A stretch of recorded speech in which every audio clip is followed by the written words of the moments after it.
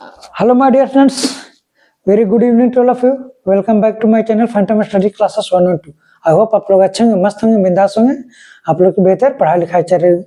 तो हम लोग पिछले लेक्चर में कल हम लोग लाभ आए थे, लेकिन आज हम लोग लाभ आ रहे हैं, लेकिन थोड़ा प्रॉब्लम हो रहा, थोड़ा साउंड का दिक्कत हो रहा, इसलिए हम लोग देखेंगे, ऑफलाइन ही देख लेंगे। चलिए, तो जो क्वेश्चन बचा हुआ था आपका 2020 का प्रीवियस ईयर का केमिस्ट्री का, उसको हम लोग आज पूरा करते हैं। देखिए, जो 17वां क्वेश्चन आपका दिया गया है, COOH ग्रुप के अलावा अमीनो अम्ल में पाया जाता है। तो अमीनो अम्ल में COOH के अलावा आपका NH2 ग्रुप पाया जाता है, एमीन पाया जाता है। दूसरा क्वेश्चन 18 नंबर, निम्नलिखित में कौन एल्डोल संघनन में भाग लेता है? अब एल्डोल आपका एल्डिहाइड उसमें उपस्थित होना चाहिए, तो ये आपका हो गया कार्बोक्सिलिक एसिड, ये हो गया आपका एस्टर हो गया। तो ये दोनों तो आपका हट जाएगा। अब इन दोनों में इसमें CHO है, इसमें आपका एल्डिहाइड ग्रुप है, लेकिन ये जो आपका बेंजाल्डिहाइड आता है, आपका इस प्रकार से होता है। तो ये जो है आपका संघनन भाग नहीं लेता। और ये जो आपका CH3CHO, इसको कहते हैं हम लोग इथेनॉल, तो ये आपका भाग लेता है एल्डोल संघनन में। किसी पदार्थ की क्रिया करने का दर निर्भर करता है। कोई भी पदार्थ क्रिया करता है तो उसका जो दर होता है निर्भर करता है उसके सक्रिय द्रव्यमान पर निर्भर करता है, उसका जो एक्टिव मास है उसके ऊपर निर्भर करता है। तो इसका आंसर हो जाएगा आपका ये हो जाएगा। उजला और पीला फास्फोरस है, उजला और पीला फास्फोरस आपस में अपरूप में होते हैं, मतलब एलोट्रोप्स होते हैं। जैसे अगर हम लोग बात करें कार्बन के, तो कार्बन के जो एलोट्रोप्स होते हैं, कार्बन के जो अपरूप होते हैं, आपका हीरा होता है, ग्रेफाइट होता है, बग पिस्टल, फुलरिन होता है। उसी प्रकार से उजला और पीला का जो फास्फोरस होता है वो आपस में अपरूप होते हैं। 21वां नंबर, अर्धपरागम झिल्ली से परासरण क्रिया में निकल जाते हैं। जो आपका मेम्ब्रेन होता है, या तो कहें कि परमिसिबल मेम्ब्रेन, उसमें से आपका जो ऑस्मोसिक जो प्रोसेस होता है, प्रसारण क्रिया होता है, इसमें से आपका विलायक के अणु निकल जाते बाहर। जो आपका विलयन होता है, विलयन बराबर आपका होता है विलायक प्लस विलेय। तो जो विलेय होता है, इसमें विलायक घुलता, ये आपका घुला हुआ रहता है। जब हम लोग अर्धपरागरस झिल्ली से परासरण क्रिया करते हैं, ऑस्मोसिक प्रोसेस करते हैं, तब आपका विलायक है जो उसमें से निकल जाता है। बेरवादार ठोस पदार्थ होते हैं जिसका इलेक्ट्रॉन आपस में बेहतर तरीके से व्यवस्थित नहीं होते हैं, क्या कहते हैं बेरवादार को हम लोग कहते हैं अक्रिस्टलीय पदार्थ। तो जो अक्रिस्टलीय पदार्थ होता है वो आपका कांच हो जाता है। कहने वाले देखेंगे आप लोग बस में, तो जब बस के शीशा वगैरह टूटता है तो उसका एक फिक्स्ड शेप नहीं होता, एक उसका निश्चित आकार नहीं होता, कोई बड़ा सा टुकड़ा हो जाता, कोई आपका छोटा सा टुकड़ा हो जाता, तो उसको हम लोग कहते हैं बेरवादार ठोस, या कहते हैं अक्रिस्टलीय ठोस। तो कांच हो जाए आपका अक्रिस्टलीय ठोस हो जाए। निम्नलिखित में फेनॉल को पहचाने। इसमें जो आपका बेंजीन होता है, बेंजीन ये होता है आपका बेंजीन होता है, इस बेंजीन के ऊपर जब हम लोग OH लगा देते हैं तो आपका फेनॉल बन जाता है। तो देखिए इसमें ऑप्शन डी होगा, हो जाए आंसर। 24वां नंबर देखिए, किसी भी अभिक्रिया में उत्प्रेरक जो आपका कैटेलिस्ट होते हैं, कैटेलिस्ट का काम होता है कि अभिक्रिया को दर को बढ़ाना या तो उसके दर को घटाना, यही आपका कैटेलिस्ट का काम होता है, उत्प्रेरक का काम होता है।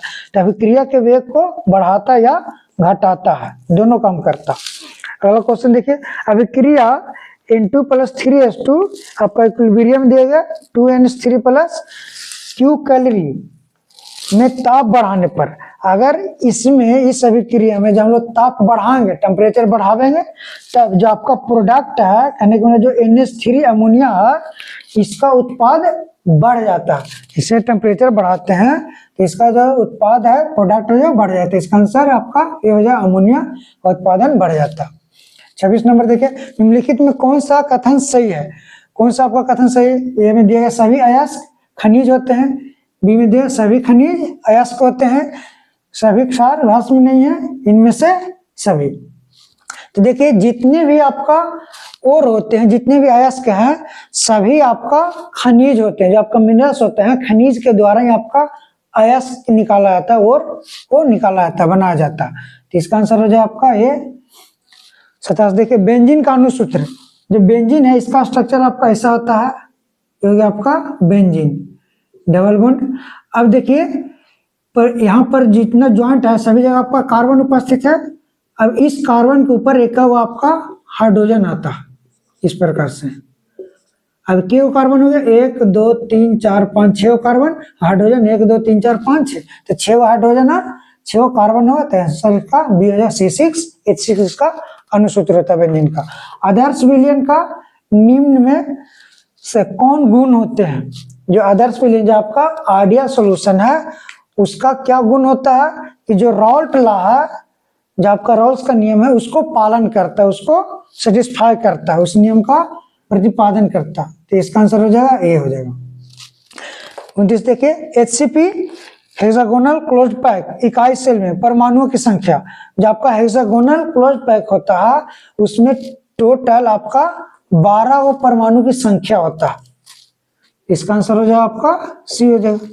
30वां देखिए कीटोन, कीटोन ये जो आपका यहाँ पर सी होता है, ये आपका basically C double bond O से जुड़े होते हैं। इधर आपका R' होगा, इधर आपका R, इस प्रकार से।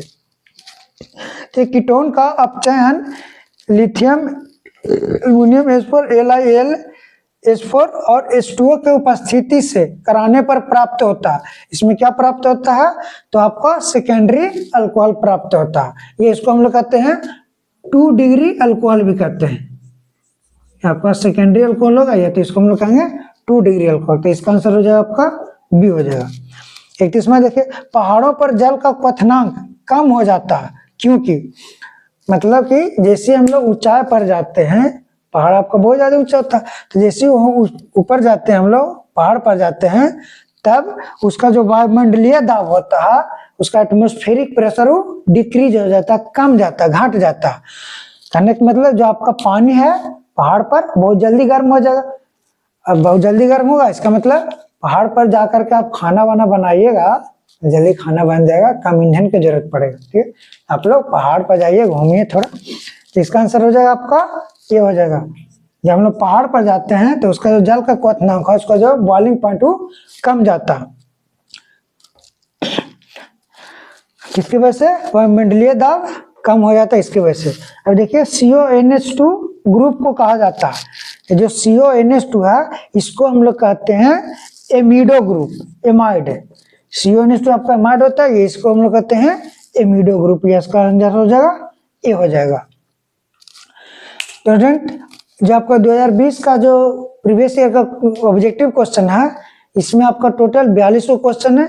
हम लोग 32 डिस्कस कर लिए, जो 10 बचा हुआ हम लोग नेक्स्ट लेक्चर में करेंगे।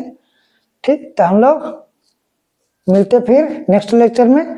तब तक के लिए stay safe, stay healthy, focus on study. और लाइव में थोड़ा सा दिक्कत हो रहा है, लाइव क्लास में देखते हैं, प्रॉब्लम को सोल्व करते हैं। नेक्स्ट लेक्चर से हम लोग लाइव ही देखेंगे, वो भी 8:30 बजे टाइम पर रहेंगे। थोड़ा आज भी लेट हो गए थे हम। सो आप जितना चाहिए उतना आप शेयर करिए अपने दोस्तों के साथ, क्योंकि एग्जाम नजदीक है और उन लोग को भी फायदा हो। So like, subscribe and must be share. तो हम लोग मिलते हैं नेक्स्ट लेक्चर में। तब तक के लिए हैव ए गुड नाइट।